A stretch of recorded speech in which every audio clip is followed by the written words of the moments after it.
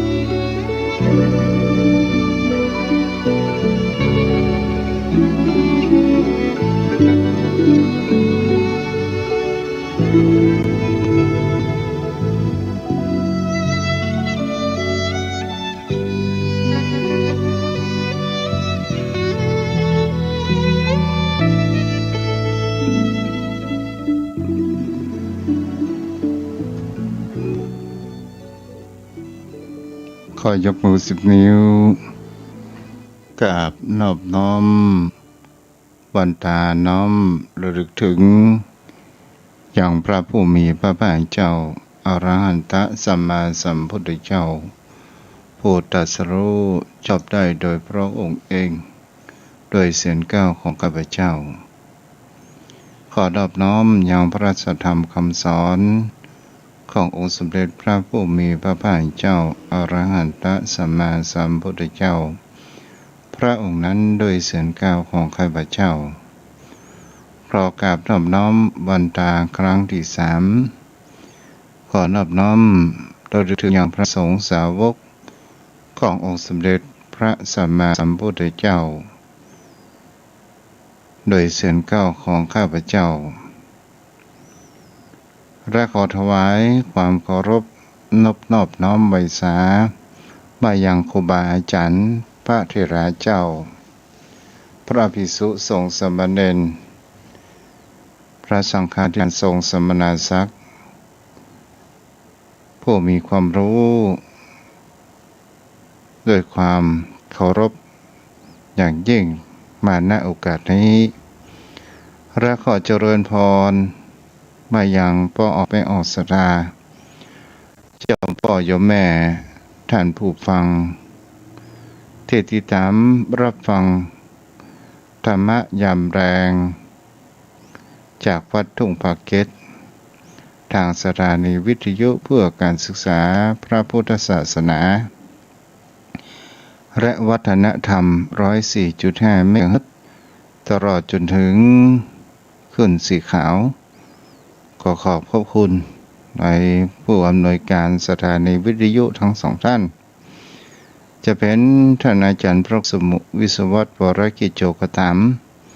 ท่านอาจารย์พระครูอภิวัตรวัฒนวิกรมเจ้าอาวาสปักทางเจริญวันนี้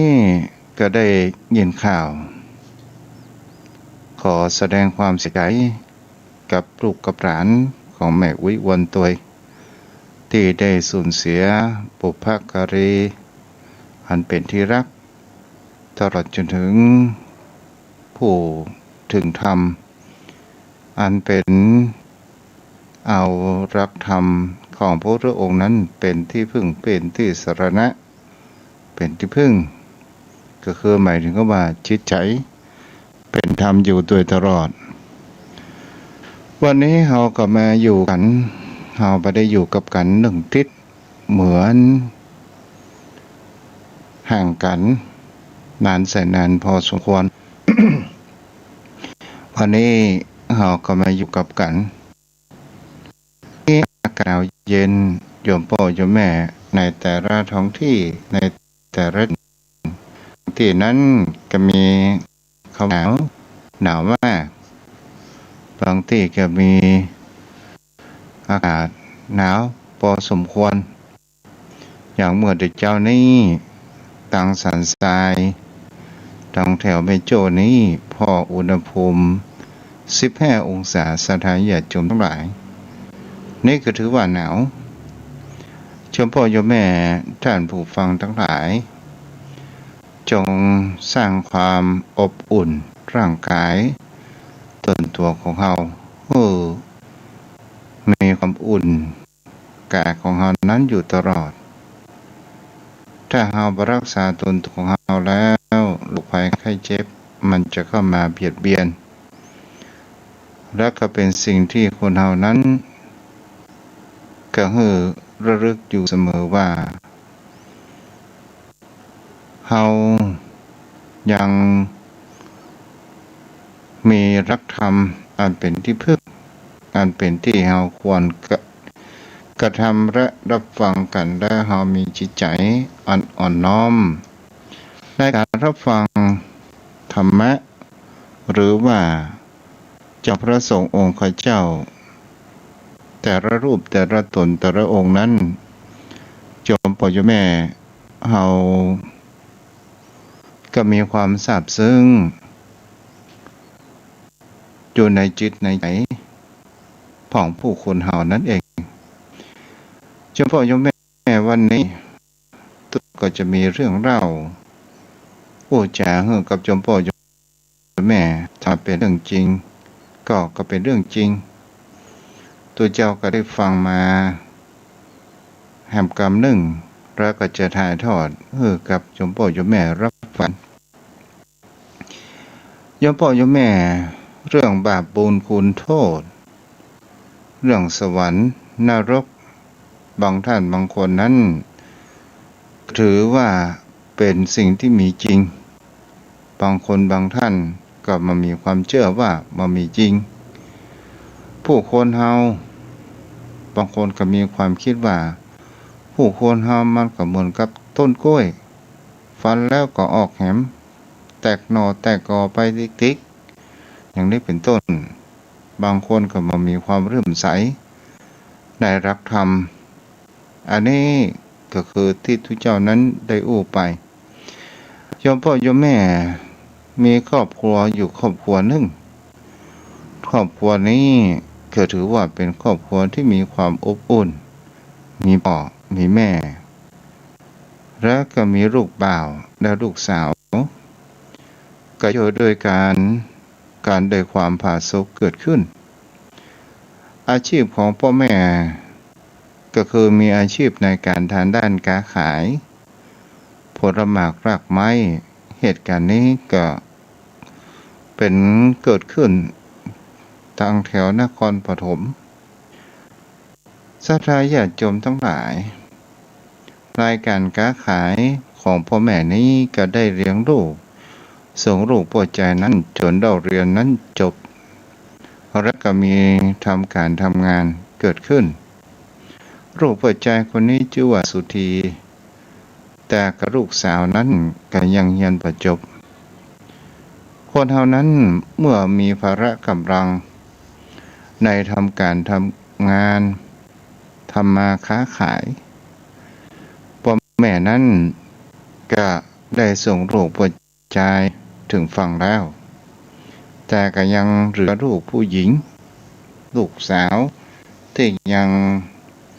กำเรียนศึกษาก็ยังเรียนประจบยังอยู่มหาลัยยังปีหนึ่งอยู่โยมพ่อโยมแม่คนเราหันได้ว่าอายุการร่างกายของคนเรานั้นมันก็มีความเปลี่ยนแปลงไป คนเฮาทุกคนเฮาบ่ฮู้ว่าอะไรหยังจะเกิดขึ้นกับชีวิตตนตัวของเฮาพ้องครอบครัวนี้ในฐานะแห่งเขาว่าเป็นสามีก็ได้ยกผลหมากรากไม้จะเป็นส้มโอจะเป็นมังคุดอะไรอย่างก็ตามเอาไปส่งให้กับภรรยาที่ตลาดแล้วก็ค้าขายทำอย่างนี้อยู่ก่อนว่าญาติโยมทั้งหลายต่างผู้เป็นสามีนั้นได้เป็นลมโรคลงไปปัญหาของเขาว่าหัวใจล้มเหลวก็เลยรวดตายไปสถานญาติโยมเลยรวดตายไปนี่ที่นี้ผู้เป็นภรรยาอันเป็นคู่ชีวิตก็ได้เกิดความเพ่งเกิดขึ้นว่าเริ่มมีปัญหาใหญ่โตในการที่จะหาเงินส่งลูกสาวเข้าเรียนแล้วลูกปัจจัยเขาว่าสุขีนั้นเป็นคนที่ได้ทำการทำงานดีอยู่ก็ถือว่าดีมีเงินเดือนเป็นรัก20,000สถานญาติโยมแล้วทีนี้เมื่อวันที่พ่อตายนั้นสุธีก็ได้ทำภารกิจอะไรอย่างคือกับพ่อเป็นที่เรียบร้อยแล้วทีนี้เนี่ยเงินทองของแม่นั้นก็บ่มีได้กู้หนี้ยืมสินมาจัดการงานศพเกิดขึ้นและทีนี้มันก็บ่พอเพียงเงินใส่ซองของที่เปิดมาร่วมทำบุญงานศพสุธีนั้นก็ได้เอาซองในฝ่ายของตนที่เปิดมาร่วมทำบุญไปได้แบ่งให้กับแม่ก็ได้ทวงถามลูกก็ได้เอาบอกว่าลูกก็บอกว่าแม่ขอให้แม่2,000แม่ก็บอกว่าโอ้น้อยไปกับลูกสุธีนี้ก็บอกว่าผมต้องมีภาระใช้จ่ายยังมีภาระหนี้สินอยู่มากมายก็ด้วยความเป็นแม่ด้วยความเป็นห่วงก็บอกว่าการใช้จ่ายเงินก็ให้ระวังให้หาเงินไว้พ่องไว้เพื่ออนาคตไปต่างหน้าแต่สุธีนี้ด้วยความเป็นระอ่อนวัยรุ่นสาวปลายก็ได้อู้กับแม่ว่าแม่เมื่อโหน่มเนี่ยกะผมต้องเหนี่ยวต้องแสวงหาความสุขอยู่มากมายจะเมาเก็บมันก็จะเป็นไปบ่ได้สถานญาติโยมทั้งหลายสุธีนี้ก็ได้เกิดความประมาทในการจ่ายทรัพย์ของตัวเองวันใดไปทำการทำงานกับปิกดึกดื่นบางครั้งบางคราวก็ขับรถถึงบ้านโดยความเมาต่างๆวันเวลาผ่านไปสถานญาติโยมทั้งหลายกับแม่นั้นก็ได้รับข่าวร้ายว่ารถยนต์ของสุธีนั้นได้ชนกับเสาไฟฟ้าก็แม่ก็มีความตื่นตระหนกก็ได้ขี่รถเครื่องไปดูเหตุการณ์ซึ่งมันก็บ่ไกลจากบ้านสักเท่าใดและก็เห็นได้ว่าสุธีนั้นแข้งขาหักตลอดจนถึงหัวแตกได้ผลของว่าสมองได้รับความบอบช้ำบวมเกิดขึ้นก็ได้หมอก็ไปที่โรงพยาบาลแม่ก็ได้ไปเฝ้าดูแลสุธีแล้วสุธีนั้นก็ได้หันว่าเหตุการณ์ไปต่างๆแล้วสุธีนั้นมีพ่อตายอยู่2 คนมีร่างกายกำยำเกิดขึ้นทั้ง2 ร่างแล้วสุธีนั้นก็ได้ออกจากร่างของตัวเองแล้วก็ได้ดูร่างของตัวเองว่า นี่เฮาตายหรือเฮาตายแล้วกะถ้าท่านชาชมทั้งหลายสุธีเกิดด้วยความหวงแหนในร่างของตัวเองบ่อยากที่จะไปหรือว่าบ่อยากที่จะตายเตื้อมีความเป็นห่วงร่างของตัวเองแต่จ่ายยมพิบาลทั้งสองก็ได้เอาร่างของสุธีเจ้าต้องไปหมดเวลาของเจ้าแล้วก็ได้ร่างทุรักทุลังทุเลเหมือนครับว่าเปิดห้องว่าอย่างกับตนหมวดกับผู้ร้ายยับออกไปได้สักระยะหนึ่งอากาศมันก็มีบ่มืดบ่แจ้งมักสุมลุมพอให้พอดีแล้วก็ไปหันยังนาริยบาลหรือว่ายมทูตก็มีสร้อยสังวานประดับประดาเกิดขึ้นร่างกายกำยันเสียงดังเสียงมีอำนาจต่างๆและก็ได้บอกคนที่จดบัญชีพอรายชื่อก็ได้หันว่านายสุธีนี้มีความประพฤติทางด้านกินเหล้ากินยาสุราเมรัยอยู่ตลอดก็ได้นำสุธีบอกว่าเอาไปลงหม้อกระทะเลยสุธีนั้นก็ได้ถูกปวดใจร่างกำยำยักษ์ใหญ่ทั้งสองคนลงไปที่หม้อกระทะทองแดงและก็ได้เอาน้ำสีทองนั้นรอเข้าใส่ปากแล้วก็มีความทุรนทุรายเกิดขึ้นเราเป็นอย่างนี้อยู่สักระยะหนึ่งแล้วก็หลังจากนั้นก็เอาร่างขึ้นมาเอาวิญญาณจะเอาร่างเอาวิญญาณขึ้นมา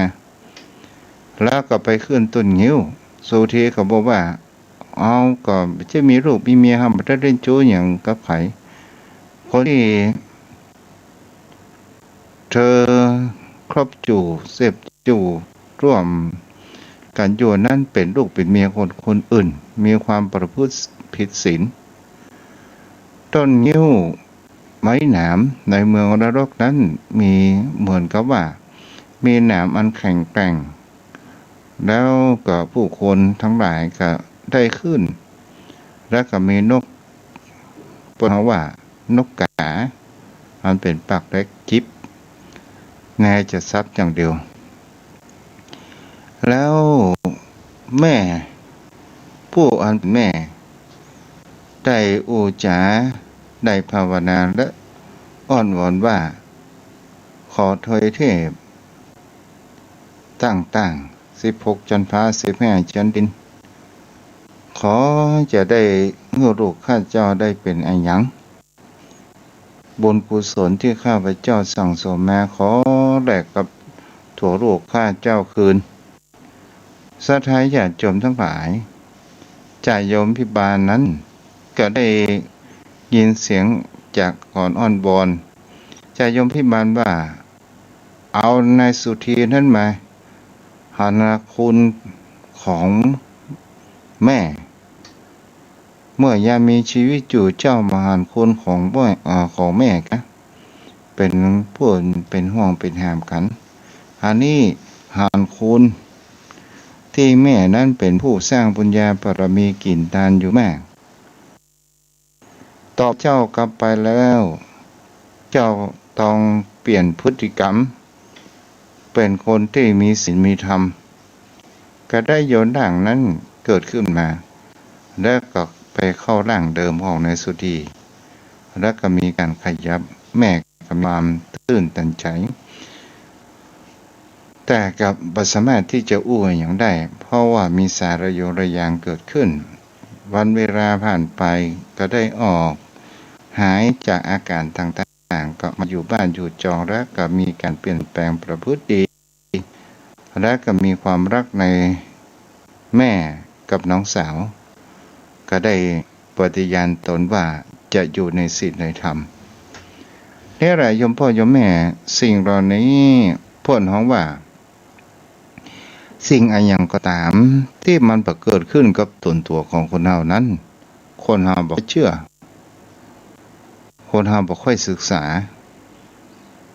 ถ้าสิ่งใดก็ตามที่มันเกิดขึ้นกับตนตัวของคนเฮานั้นบางครั้งมันก็สายเกินไป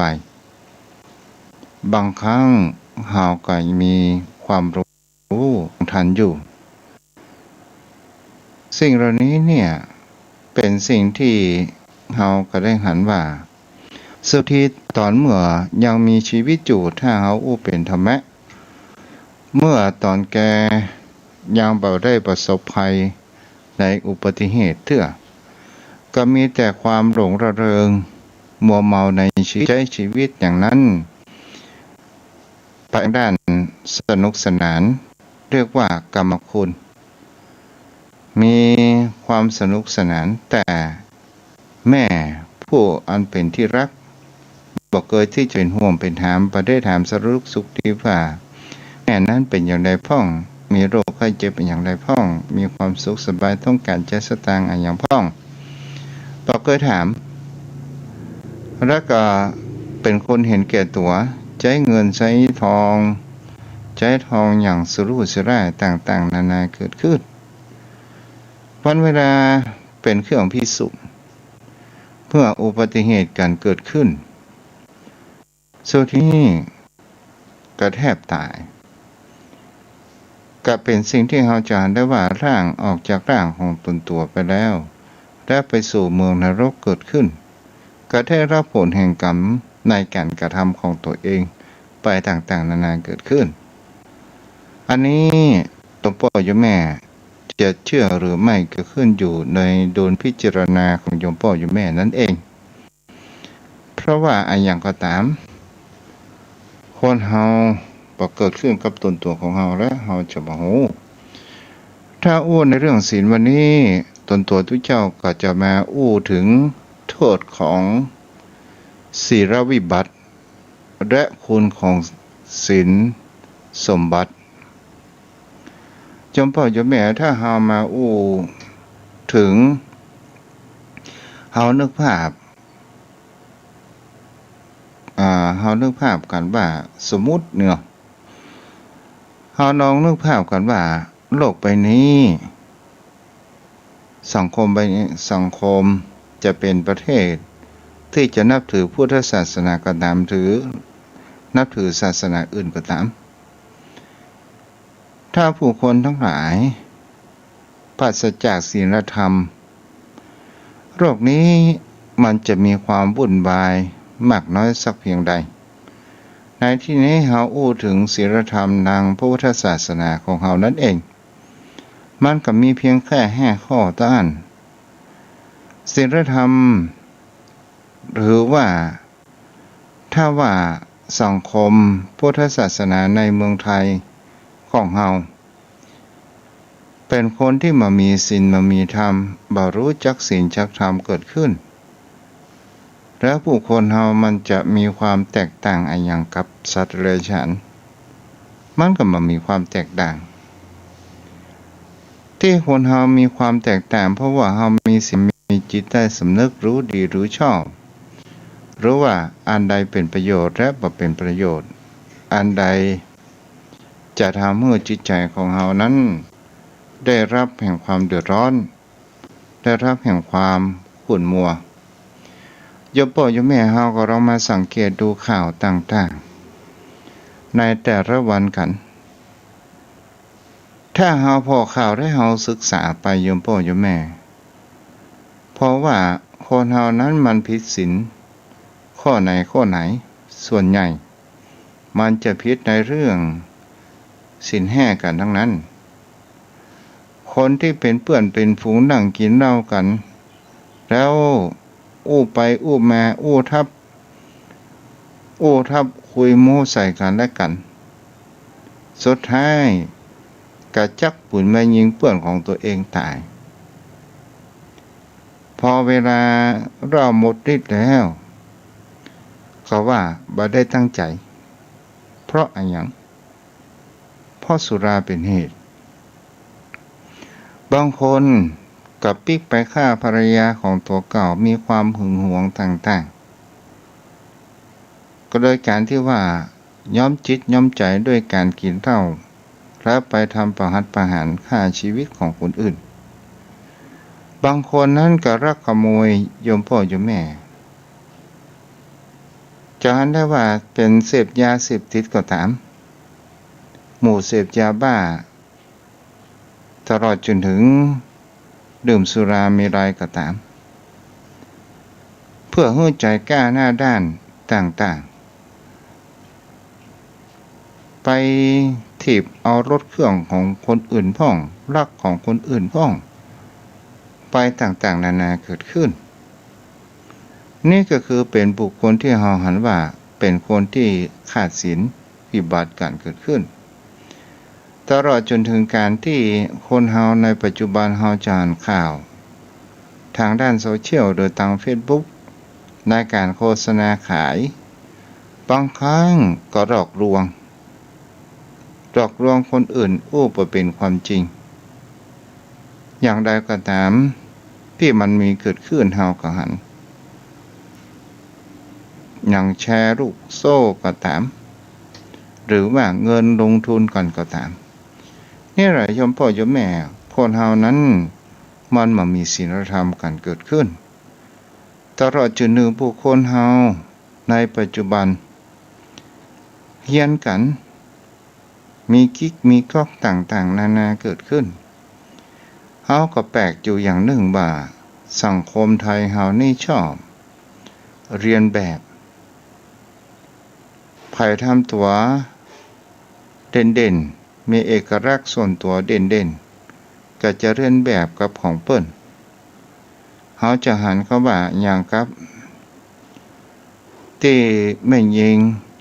หนุ่งเปิ้นเฮาว่าหนุ่งเสื้อเปิดนมเรียกลูกค้าขายครัวต่างๆสุดท้ายเฮาก็หันว่าเปิดถึงบ้านถึงเมืองโยมพ่อโยมแม่เนี่ยก็เพราะอะไรอย่างเพราะมันเฮียนกันบ่พอแล้วก็เสื่อมแห่งก็ว่าศีลธรรมกันเกิดขึ้นนี่ก็เป็นสิ่งที่คนเฮานั้นก็จะหันได้มีครั้งหนึ่งครั้งในพุทธกาลพุทธองค์นั้นได้พุทธอุทานในเรื่องนี้ซึ่งมันอยู่ในปัตตลิคามิยสูตรเห็นว่าเรื่องศีลวิบัติกับศีลสมบัติในสมัยหนึ่งพระผู้มีพระภาคเจ้าพร้อมโดยพระภิกษุสงฆ์จำนวนมากเสด็จได้ไปเมืองที่ราชคฤห์ผ่านปัตตลิคามะหรือว่าปัตตลิคามมีอุบาสกอุบาสิกาเจ้าเมืองปัตตลิคามมาเฝ้าได้กราบทูลขอพระองค์ทรงแสดงเรื่องโทษของศีลวิบัติและคุณของศีลสมบัติพระผู้มีพระภาคเจ้าก็ได้ทรงแสดงไว้ว่าผู้ทุศีลมีศีลวิบัติย่อมประสบโทษอยู่5ประการคือ 1. คนที่ห่างศีลธรรมที่จะได้พบประสบนั่นก็คือ 1. คนที่มามีศีลธรรมอยู่ในจิตในใจ 1. ต้องเสื่อมทรัพย์เพราะว่ามีความประมาทเป็นต้นเหตุจริงแต่จริงโยมพ่อโยมแม่ก็ลองคิดพิจารณากันไปเนาะ 2. ก็คือชื่อเสียงทางไม่ดีย่อมฟุ้งกระจรไป 3. ไม่แก้วกล้าอาจหาญในที่ประชุม 4. เมื่อจะตายย่อมหลงตาย 5. เมื่อสิ้นชีพแล้วไปสู่ทุกขตินั่นเองโยมพ่อโยมแม่เราลองมาวิเคราะห์กันดูพูดจากัน 1. บุคคลที่ไม่มีศีลย่อมเสียทรัพย์เพราะมีความประมาทเป็นต้นเหตุ จะเป็นทางด้านการใช้จ่ายในการกินอย่างเช่นคนตกนั่งกินสุราเมรัยกันต่อไปก็จะอู้เรื่องสาวอู้เรื่องกรรมคุณบางครั้งก็ปะกันเป็นนักเลงไก่อู้เรื่องไก่วางกันพนันกันเกิดขึ้นต่างๆนานาบางครั้งบางคราวกินไปแล้วอู้กันบ่หูเรื่องได้ตีหูตากันปากล้างข้างแตกต่างๆนานาสุดท้ายก็ขึ้นโดงขึ้นศาลมาหูจบหูเสี่ยงอันนี้ก็เพราะว่ามันต้องเสียทรัพย์เป็นต้นเหตุประการแรกเสียทรัพย์เพราะว่าเราขวดเท่าใดลูกขอสตางค์ซื้อขนม20 บาทมาฮื้อแต่เราขวด100นั้นซื้อกินได้แต่ลูกขอกินขนมนั้นซื้อบ่ได้ประการที่2ก็คือชื่อเสียงอันบดีนั้นมันก็จะย่อมฟุ้งกระจายไปเกิดขึ้นบ้านเหนือมันก็ดังไปถึงบ้านใต้ในทางด้านที่บดีจำพ่อยมแม่เฮาก็ลองสังเกตดูว่าถ้าว่ามีคนใดคนหนึ่งมีความประพฤติผิดในกามอยู่บ้านใต้ไม่ยิงอยู่บ้านเหนือหันลักขาสู่หันลักขาปัดเชื่อท่านผู้ชมไปเชื่อได้อย่างไรพอละโอ้มันไปเอาอีนั้นได้อย่างไรเพราะมันรักเมียมันก็มีอย่างนี้เป็นต้นถ้าเราจึงข่าวขานบดีในเรื่องสิ่งที่บดีอย่างเป็นพ่อหลวงพอละพ่อหลวงคนนั้นคนนี้ขี้ตู้เจ้าพอละขี้ชาวบ้านพ่อตีเป็นพ่อหลวงตีชาวบ้านอย่างหนึ่งเป็นต้นอันข่าวบดีมันก็ฟุ้งกระจายไปได้เวยที่สุด3 คนมามีศีลกับมามีความกล้าหาญในที่ประชุมเกิดขึ้นมามีความกล้าหาญในที่ประชุมในที่นี้ก็หมายถึงคำว่าประกาศแสดงความคิดอะไรอย่างมีแต่หาเรื่องทางอันพาลหาเรื่องชวนทะเลาะวิวาทในที่ประชุมกันเป็นส่วนใหญ่แต่มามีความกล้าหาญในการที่จะหาเหตุผลในการที่จะทำอย่างใดจะให้ทำชุมชนวัดวาอารามของเรานั้นมีความเจริญ4ก็คือเมื่อตายย่อมลงตายหมายถึงอย่างใดเมื่อมีชีวิตอยู่บอกเคยฟังน้ำฟังธรรมไปวัดไปวาก็ไปถึงถึงขั้นใดวิหารส่งเมียแล้วก็ปิกอย่างนี้เป็นต้นตลอดจนถึงไปวัดไปวาไปกินข้าวต้มไปอู้จ่าอู้เล่นกับพระสงฆ์องค์พระเจ้าอย่าป่นห้องมาเปล่าประกาศมายการมาแม้พอหูข่าวว่าเปิ่นกินเปิ่นตาลมารอกินขนมอย่างนี้เป็นต้นนี่แหละโยมพ่อโยมแม่มีความประพฤติอย่างนี้ตลอดจนถึงเป็นคนที่มีความประพฤติทางด้านที่ว่าเดินทางหลงทางเปิ้นทำอะไรอย่างกะส่วนกระแสเปิ้นและเมื่อเวลาล้มป่วยเจ็บเป็นบ่สบายแล้วมันบ่สามารถที่จะทำอะไรอย่างได้เจ็บโอยการนั้นก็มีความหลงตายไปต่างๆนานาเอาผ้ามาจุบน้ำมาเช็ดคอเช็ดอะไรอย่างตามความวิบากของตัวเองที่ได้กระทำมายามเมื่อยามเปลี่ยนยามคนเล่นไก่จนเอาผ้าจูดไปต่างๆนานาตลอดจนถึงบางคนมีอาชีพฆ่างัวฆ่าควายฆ่าหมูก็มีพฤติกรรมเช่นนั้นออกมานี่เพิ่นเขาว่าลงตายก็คือหมายถึงเขาว่ามันมามีที่ยึดเหนี่ยวเกาะมาหัวจะไปเกาะอะไรอย่างเหมือนกับตกน้ำที่น้ำลึกๆ มันหาที่เกาะที่ยึดมาได้นั่นเองเมื่อตายไปแล้วหรือว่าสิ้นชีพต้องไปสู่ทุกขติอบายภูมิเป็นต้นนั่นเองนี่โยมพ่อโยมแม่ก็คือบุคคลที่เรียกว่าศีลวิบัติบุคคลผู้มามีศีลมามีธรรมอย่างนี้เป็นต้นแต่ผู้คนเฮาที่มีศีลมีธรรมก็ยังมีนักอยู่คนที่ประพฤติศีลประพฤติธรรมมีศีลมีธรรมเนี่ยโยมพ่อโยมแม่อย่างครับโยมพ่อโยมแม่ที่รับฟังเนี่ยนะก็ถือว่าเป็นคนที่มีศีลมีธรรมอยู่มากเพราะอานิสงส์แห่งการที่เรามีศีลมีธรรมที่พระองค์ว่าศีลสมบัติ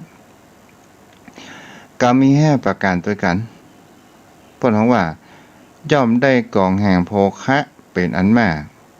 เพราะความประมาทเป็นต้นเหตุของโภคะกันเดียวทุกเจ้าก็จะมาลงรายละเอียดของกรรมเรื่องเนาะ2ก็คือชื่อเสียงอันดีงามย่อมฟุ้งกระจรกระจายไป3เป็นผู้เกี่ยวกล้าอาจหารในที่ประชุม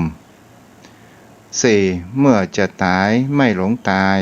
หมายความว่าตายไปแล้วตายไปด้วยความสงบ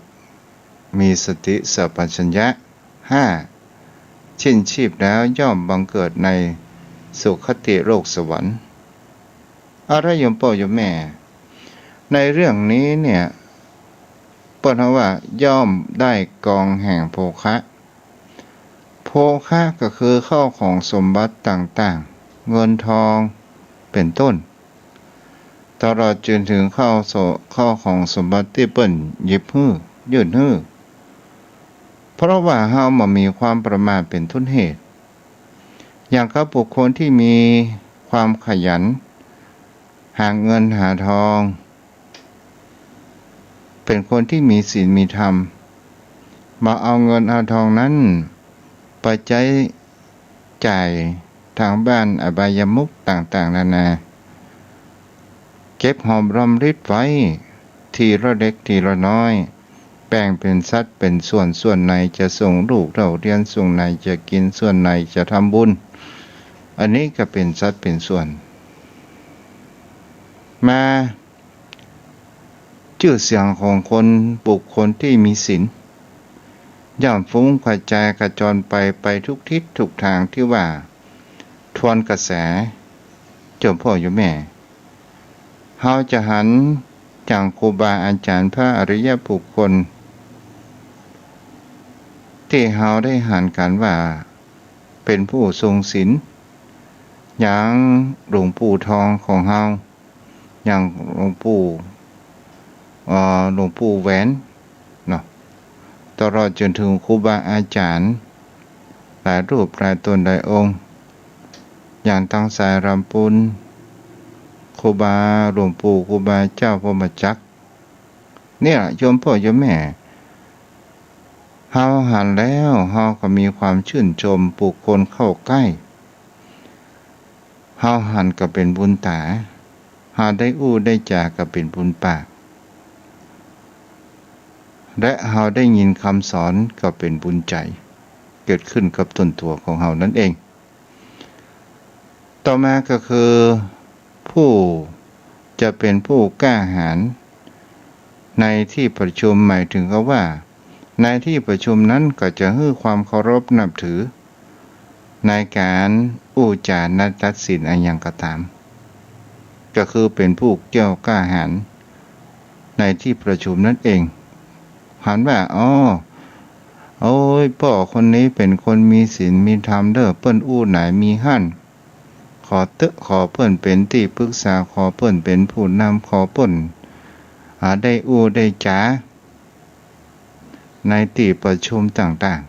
ๆเนื้อไรโยมพ่อโยมแม่เป็นผู้มีความแก้วกล้าหาญ4ก็คือเมื่อจะตายบรงตายหมายถึงเขาว่าอยากเขาแม่วิอวนบรงตายเพราะอะไรอย่างเพราะว่าจิตใจเฮาผูกพันกับธรรมะและปีจิตใจอันมีแห่งคำว่าที่ยึดเหนี่ยวนั่นก็คือบุญกุศล เขาจะมีแห่งคำว่าอาการแห่งคำว่าสงบและมีสติสัมปชัญญะรู้ตัวว่าตัวเองนั้นกำลังจะพัดผ้าจากร่างอันที่เฮาฮักจากผู้คนที่เฮามีเฮาก็มีความเปิ้นเฮาว่าปล่อยวางแห่งสังขารตัวของเฮานั้นได้และเฮาก็จะมามีความโปร่งตายต่อไปก็คือเมื่อเฮาตายแล้วเฮาต้องไปสู่แห่งเขาว่าสุคติคือว่าโลกสวรรค์นั่นเองมันมีทางที่จะไปทุกขติอบายภูมิจำพ่อจำแม่สิ่งเหล่านี้ก็คือเรียกว่าศีลสมบัติ5ประการของบุคคลที่รักษาศีลจำพ่อจำแม่เฮาก็ลองมาดูสังเกตว่าเฮาก็หันหลากหลายเรื่องราวต่างๆที่มันผ่านเข้ามาในชีวิตของเฮาเมื่อตั้งแต่เป็นอ่อนจนถึงมาปัจจุบันจำพ่อจำแม่เฮาก็เรามาวิเคราะห์ดูกันว่าวิถีชีวิตของคนเฮานั้นยิ่งใหญ่เจริญเติบโตเฮาก็ยิ่งหูยิ่งศึกษาและเฮาก็เรียนรู้ไปกันอยู่มากเมื่อเฮารู้ว่าโรคนี้มีความเปลี่ยนแปลงร่างกายของคนเฮานั้นก็มีความเปลี่ยนแปลงสุดท้ายที่คนเฮาหมดลมหายใจที่เฮาเรียกว่าตายมันก็มีคำว่าเปลี่ยนแปลงทำไมถึงคำว่าตายก็เพราะว่าธาตุทั้งสี่ในร่างกายของคนเฮานั้นมันมีความสมบูรณ์แล้วที่เฮาว่าแก่ชรานั่นเองแต่ถ้าว่าธาตุทางกายของเฮานั้นยังมีความอุดมยังมีความสมดุลกันอยู่จิตของเฮามันก็คงจะบ่ออกจากร่างนี้ไปเฮาจะหันว่ามีอย่างเล่าก็มีพยาธิเป็นตัวที่กันแกล้งและเป็นตัวอุปสรรคอยู่ตลอดเวลาและสิ่งอย่างระหว่างโรคภัยไข้เจ็บร่างกายกับโรคจิตใจอันใดน่ากลัวมากที่สุดก็คือโรคจิตใจถ้าเราเป็นคนที่มีจิตใจเกิดความประมาทมีจิตใจเป็นเจ้าโทสะมีจิตใจประกอบไปด้วยความโลภมีจิตใจประกอบด้วยความหลงมากเกินไปก็จะทำให้เรานั้นมันกับปลาแห่งเขาว่าพยาธิเข้ามาเว้ยตลอดจนถึงว่าโรคกึดนักโยมพ่อโยมแม่หรือว่าโรคหัวโรควิตกกังวลสิ่งเหล่านี้เนี่ยมันเป็นตัวทำลายจิตใจของเราจงกำจัดมันออกไปเหมือนเขาว่าอารมณ์เหล่านี้เหมือนกับหมาเน่ามันผ่านไปหรืออุปมาเหมือนดังสายลมพัดมาแล้วก็พัดไปวันนี้เกิดจบไว้เพียงเท่านี้อากาศและเวลากับมืดค่ำพอดีเนาะโยมพ่อโยมแม่วันพุธเขาก็มาอยู่กันใหม่เด้อตอนนี้ได้เวลาเปิดสายหน้าไม้สนทนาธรรมกัน0631639950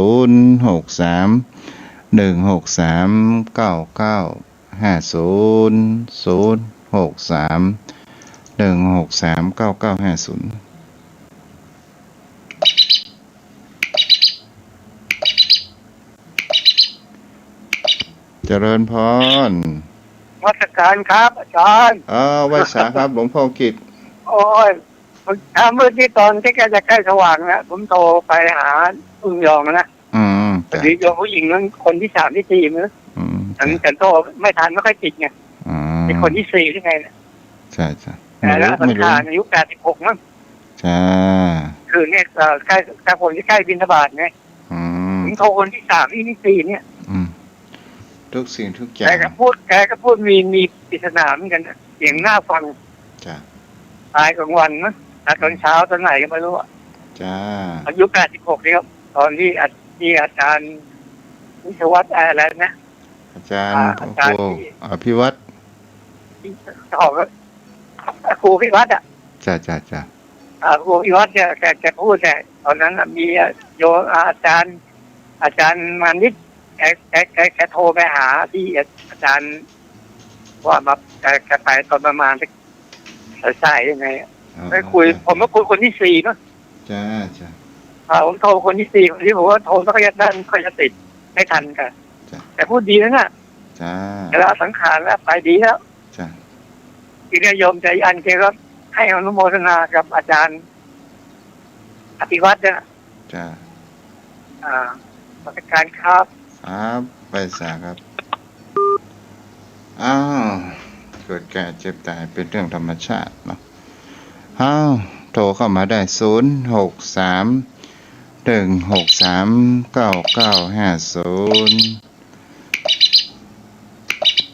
เจริญพรบริษัทเจ้าแม่ความหลงความวันนี้มันถึงบดีแล้วคนใดพิสิทธิ์นั่นนะมันบดีจะเลยเสี่ยงสตางค์อย่างแกเลยเจ้าก็มีสินนั่นนะมันดื่มได้นะเจ้า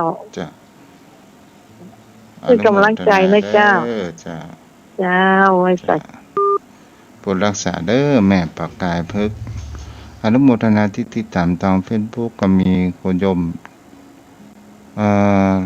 ไก่หรือว่าล้านหงาเนาะถ้าอ่านผิดก็ขออภัยตัวเด้อ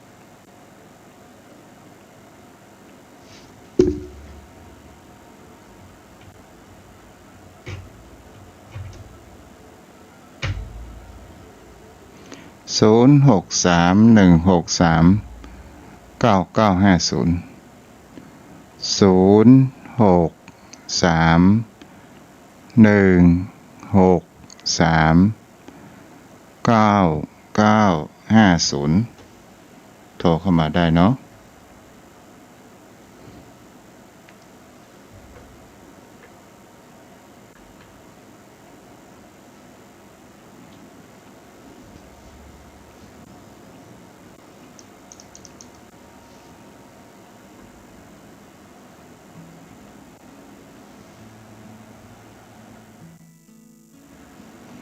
ปนันสายันโทรเข้ามาได้เด้อถ้ามามีไผก็โทรเข้ามาได้เนาะ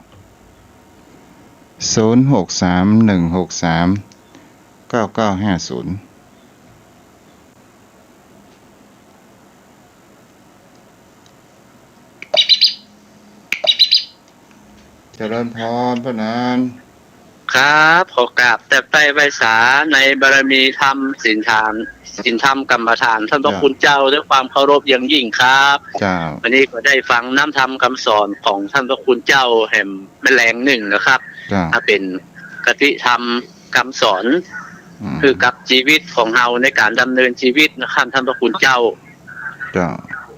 ชีวิตของคนเราเอาแน่นอนไม่ได้นะถึงที่สุดก็ต้องจากท่านเจ้าครับไวสาครับขอรีวิวกรรมเด้